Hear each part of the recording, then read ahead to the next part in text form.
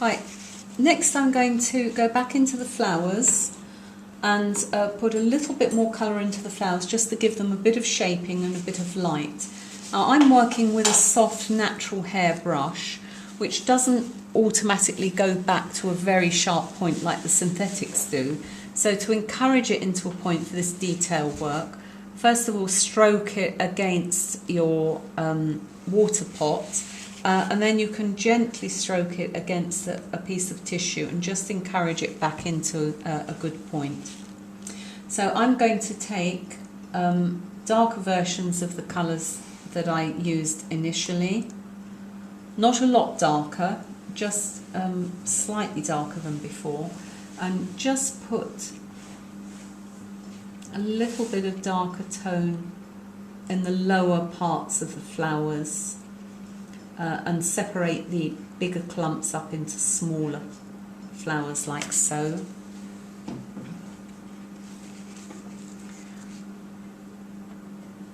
Now, if you've got yellow flowers, if your yellow is very pale, you can get away with just yellow.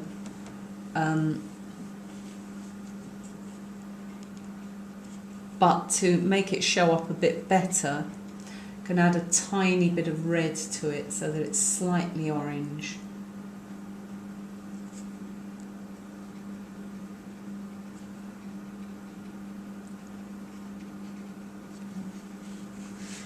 The blues are quite straightforward, just a bit more. Let's wash that out a bit more. Let's get it back up into the point. A little bit more cobalt into the blue flowers. And red flowers, I quite like to use cadmium red for the light part, in other words a warmer red, and then alizarin into the shadowy parts of the flower so that you've got warm and cool reds, and that just seems to work a little bit better.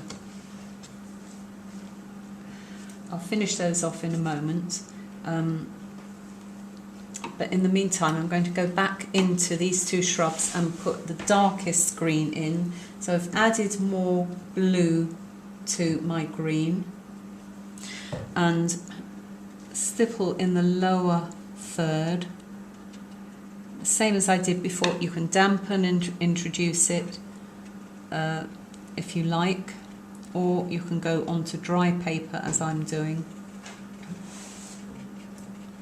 I don't have to go right down to the bottom because I added some dark at the previous stage. So that's the darkest tones into that shrub. And then the same over here, the darkest tones into the lower part of the vine. Now sometimes when I'm adding, trying to create the darkest greens, I can just use, and I quite like to do this sometimes, just use ultramarine.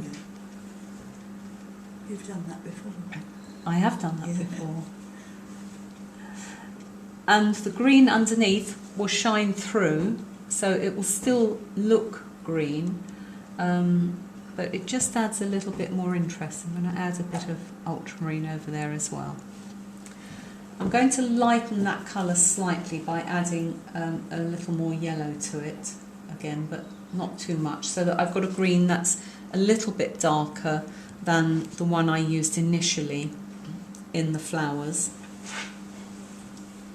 And add a few darks just here and there, especially right up against the flowers. And look at how those darker greens make the flowers really shine. You really get an impression of light on them.